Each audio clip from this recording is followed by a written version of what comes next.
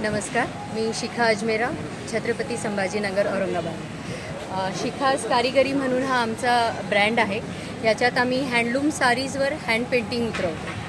Hand painting कोणत्या तर इंडियामध्ये खूप रिच कल्चर आहे, खूप वेगळ्या आर्ट फॉर्म आहेत आणि इंडियाचा हा रिच कल्चर, हा ट्रेडिशन लोकांपर्यंत पोचवायचा, तो जोपासून ठेवायचा, त्याला मरण ना येवो असं एक आमच्या मनात विचार ठेवून आम्ही हा ब्रँड सुरू केला आहे।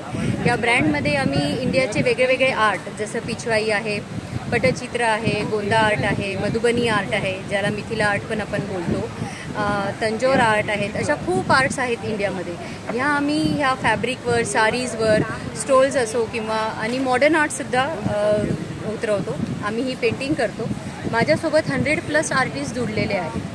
हे आर्टिस्ट देशाच्या विभिन्न भागात राहतात। जसं पटचित्र जर तुम्हाला करायचं असेल, पाहायचं असेल तर ते ओडिसाचे आर्टिस्ट आहेत किंवा पिछवाईसाठी राजस्थानचे आर्टिस्ट आहेत माझ्यासोबत।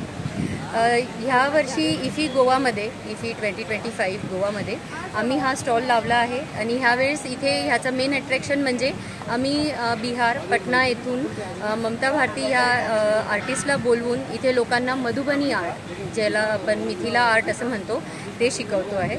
या मिथिला आर्टचं काय वैशिष्ट्य आहे, हे आधी कसे वापर करायचे, कसे यूज व्हायचा, जसं घराघरात आपण पाहतो आधी फ्रेम्स किंवा असे काही डेकोरेटिव्ह पीसेस, वॉल हँगिंग्स नव्हते, तर आधी ह्या लेडीज काय करायच्या तर वॉलवर पेंटिंग करायच्या, डिफरंट आर्ट फॉर्म्स काढायच्या किंवा लग्नात देवाची मूर्ती वगैरे असे काढायचे। तर ह्याच आर्ट फॉर्मला जोपासता आज आम्ही तुमच्यापर्यंत पोहोचवलं आहे आणि ते साडीच्या माध्यमातून तुमच्याकडे तुम्हाला दिसतील। हे जसे गोंदा आर्ट वगैरे आहे, ही तंजोर पेंटिंग आहे किंवा हे मधुबनी आर्ट फॉर्म आहे, हे पण पाहू शकता तुम्ही। मधुबनी आर्ट, ही मधुबनी आर्ट आहे। हे रॉ टसर सिल्क साडी आहे, म्हणजे हँडलूम्स आता हा एक इंडियाचा मेन पार्ट आहे ना, मतलब silk, jute, linen, cotton sarees, khadi sarees, हे सगळे विवर्स आहेत आपल्या इंडियामध्ये।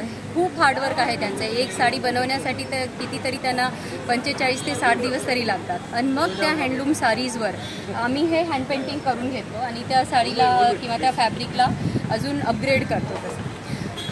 तसं आता ह्यावेळेस आम्ही जी इफी गोवामध्ये हा मधुबनी आर्टचा एक जो अट्रॅक्शन पॉईंट ठेवला आहे, त्याच्यात माझ्यासोबत ह्या ममता भारती आहेत। नमस्कार। नहीं आप ओके। नमस्कार। हे इथे आपल्याला मिथिला आर्ट संबंधी काही माहिती देतील आणि हे ते लोकांना शिकवतात पण आहे, मधुबनी आर्ट, जसं तुम्ही पाहू शकता तिथे ते सर सध्या करतायत। ममता जी, आप मिथिला आर्ट के बारे में कुछ बता पाएंगे? Mithila painting world famous art है। आज मिथिला पेंटिंग एक समय था जब दीवारों पे होता था और आज के समय में हर सारे प्रोडक्ट्स पे वर्क होते हैं। माना जाता है कि राजा जनक जी ने अपने बेटी के विवाह में, यानी कि सीता जी के विवाह में, इस पेंटिंग को पूरी राज्य में बनवाया था और तभी से ये पेंटिंग शुरुआत हुई है और आज ये वर्ल्ड फेमस आर्ट है। इसमें 10 आर्टिस्ट ऐसे हैं जिन्हें पद्मश्री मिल चुका है और बहुत सारे कलाकार हैं जिन्हें स्टेट नेशनल अवार्ड मिले हुए हैं।